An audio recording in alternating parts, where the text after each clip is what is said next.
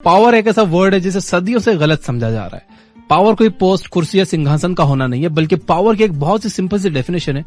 Power यानी वो हथियार जिसकी मदद से आप किसी से अपना काम करवा सकते हो, चाहे आप किसी को इन्फ्लुएंस करके अपनी बात मनवाओ या किसी को डरा कर। दोनों ही सूरतों में आपने पावर का इस्तेमाल किया है। एक देश चलाने से लेकर घर चलाने तक हर ह्यूमन इंटरेक्शन में पावर का इस्तेमाल होता है। अगर आप हर जगह एक कंप्लीट विन विन सिचुएशन चाहते हो तो आपको पावर की पूरी समझ होना बहुत जरूरी है। तो आज की इस वीडियो में हम 16 साइकोलॉजिकल लॉज ऑफ पावर देखेंगे और इसमें हमारी मदद करेगी रॉबर्ट ग्रीन की बेस्ट सेलिंग किताब द 48 लॉज ऑफ पावर। तो चलिए शुरू करते हैं। Number 1, let your absence feel. अपनी कमी का एहसास करवाओ। सुरेश फैक्ट्री में मन लगाकर काम करता था क्योंकि उसके मेंटर ने कहा था कि हार्ड वर्क पेज ऑफ, लेकिन उसका प्रमोशन तब भी नहीं हुआ, ना ही कोई स्पेशल हाइक मिला, जबकि फैक्ट्री के काम का सारा ट्रबल शूट वही करता था। यानी अगर वो ना हो तो बहुत परेशानी हो सकती थी। वो हार के अपने मेंटर के पास गया और मेंटर ने उससे कहा कि तुम ये तो जानते हो कि हार्ड वर्क का फल जरूर मिलता है, लेकिन ये नहीं समझते कि वो फल तभी मिलता है जब आपका हार्ड वर्क किसी को दिखे। जाओ कुछ दिन की छुट्टी ले लो, फिर देखो। उसने ऐसा ही किया। उसके एब्सेंस में सबको रियलाइज हुआ कि सुरेश कितना काम करता था। उसको कंपनी की तरफ से तुरंत प्रमोशन और हाइक दोनों मिला। चाहे आपका घर हो, सोसाइटी हो या आपका वर्क प्लेस, अगर आप लोगों को अपनी वैल्यू का एहसास करवाना चाहते हो तो अपनी एब्सेंस फील करवाओ। Number 2, stand about the crowd. भीड़ में अलग दिखो। आप भी लेट नाइट्स करते हो, टारगेट्स भी पूरे करते हो, तो क्या वजह है कि आपके कलीग को प्रमोशन मिल गया और आपको नहीं? क्योंकि उसका काम बॉस को दिखा और आपका नहीं दिखा। पावर और सक्सेस पाने के लिए जितना जरूरी अच्छा काम करना है, उतना ही जरूरी अपने काम को एक्नॉलेज करवाना भी है। ऐसे में बहुत जरूरी है कि आप भीड़ से अलग दिखो। हिंदी में एक मशहूर कहावत है कि जंगल में मोर नाचा किसने देखा। यानी आप अकेले में कितनी भी मेहनत करते रहो, कोई फायदा नहीं है। अपने काम को एक्नॉलेज करवाने के 2 टिप्स मैं आपको देता हूँ। पहला, अपने गेस्चर, काम करने के तरीके और बातों के अंदाज में ऐसे चेंजेस लाओ कि लोग आपको नोटिस करें। और दूसरा कि आपने जो भी काम किया है, जब मौका मिले उसे डिस्कस करो, उसे गिनवाओ, ताकि सबको पता चले कि आपने क्या क्या किया है। अपने किए गए काम का प्रचार करने में कभी भी शर्माओ मत। Number 3, conceal your intentions. अपने इरादे किसी के सामने जाहिर ना करो। अंग्रेज हमारे देश में बिजनेस करने आए थे और राज करने लगे। सोचिए अगर उनके इंटेंशंस उस समय के लोगों को पहले से पता होते तो क्या हम सैकड़ों सालों तक गुलामी की जंजीरों में जकड़े हुए होते? शायद नहीं। जब तक किसी को आपके इंटेंशंस नहीं पता, तब तक डीलिंग पावर आपके हाथ में होती है। अपनी डेली लाइफ में कई बार हम इस बात को रियलाइज नहीं करते और घाटा खा जाते हैं। जैसे आप कार खरीदने गए, आपको कार बहुत पसंद आई और आपने उसे लेने का मन बना लिया। अब 2 सिचुएशन हो सकती है। पहली, आपने एक्साइटमेंट में सेल्समैन को यह शो कर दिया कि आप उसे खरीदने के लिए कितने डेस्परेट हो, आपको कितनी ज्यादा वो कार पसंद आई है। ऐसे में सेल्समैन इसका एडवांटेज ले सकता है और हो सकता है कि वो प्राइस बढ़ा दे या आपको कोई अच्छा डिस्काउंट ना दे। दूसरी सिचुएशन यह है कि आपने सस्पेंस बरकरार रखा है, आपने ये रिवील नहीं किया कि आपको कार कितनी ज्यादा पसंद आई है। इस बार डीलिंग पावर आपके हाथ में रहेगी और डील क्रैक करने के लिए वो आपको मैक्सिमम पॉसिबल डिस्काउंट देगा। अगर आप डीलिंग पावर अपने हाथ में रखना चाहते हो तो लोगों को अपने प्लान के बारे में बस उतना ही बताओ जितने में उनका इंटरेस्ट बना रहे।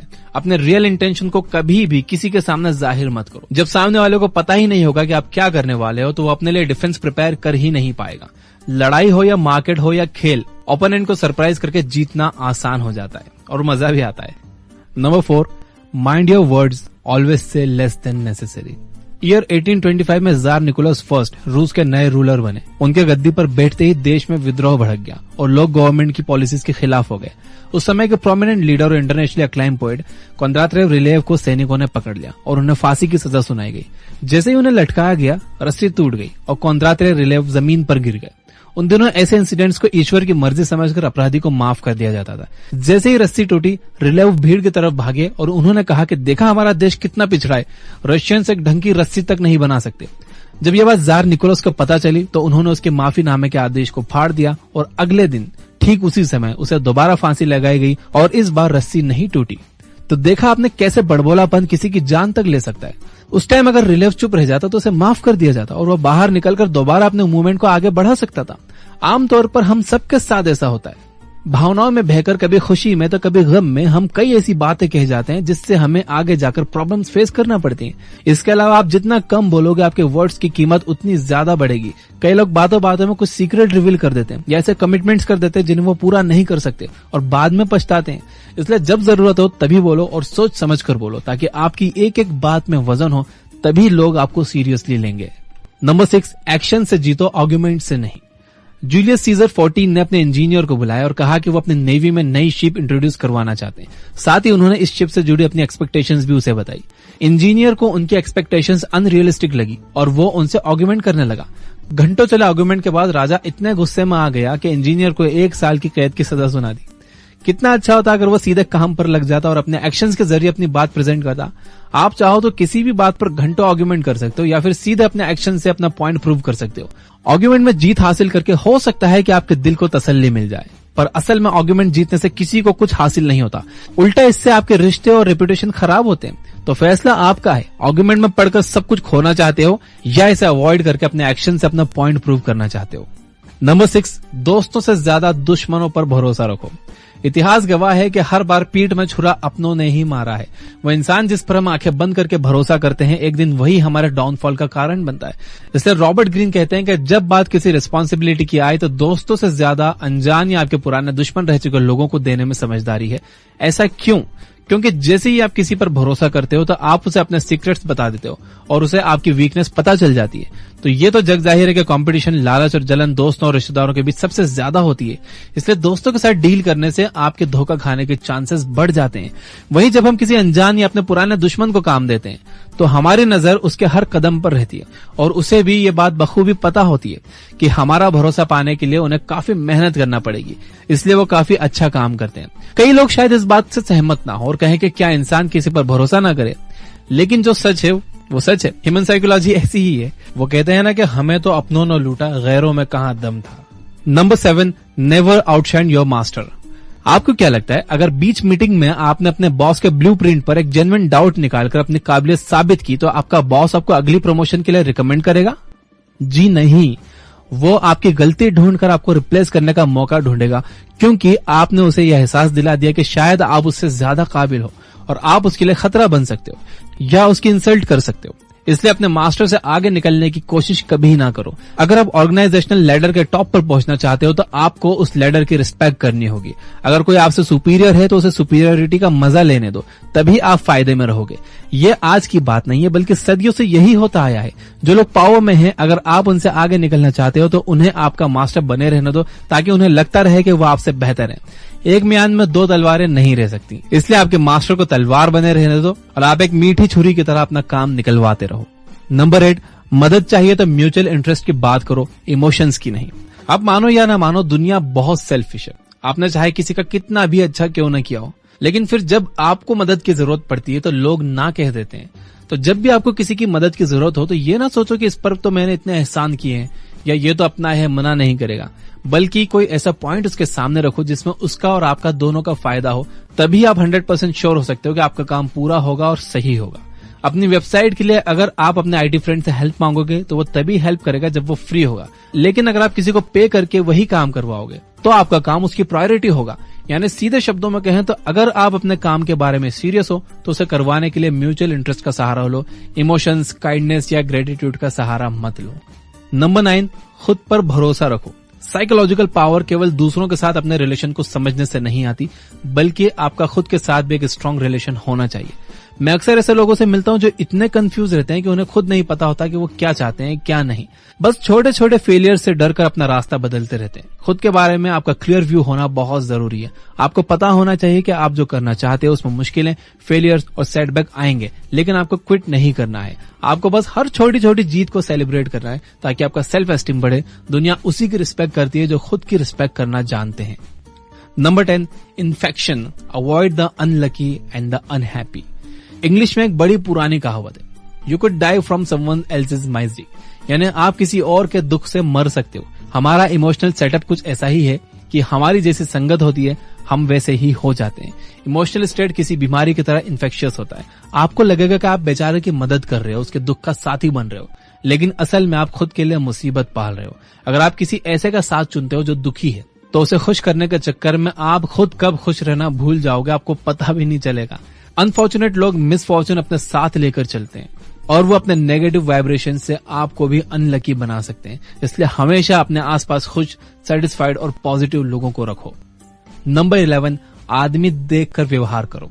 क्या आप अपने बॉस से बात मनवाने के लिए और अपने जूनियर से अपनी बात मनवाने के लिए एक जैसी स्ट्रेटेजी अपनाते हो? क्या आपको लगता है कि घर में आपकी चलती है तो ऑफिस में भी आपकी चलेगी? ऐसा नहीं है, दुनिया में बहुत तरह के लोग हैं, कुछ प्यार से मानते हैं, कुछ डर से, कुछ लालच से। कुल मिलाकर रॉबर्ट ग्रीन ये कहना चाहते हैं कि आपको आदमी देखकर व्यवहार करना आना चाहिए। अपने रिश्तों को, पावर को और पोजीशन को बचाने के लिए आपको अपने आसपास के लोगों को समझना आना चाहिए।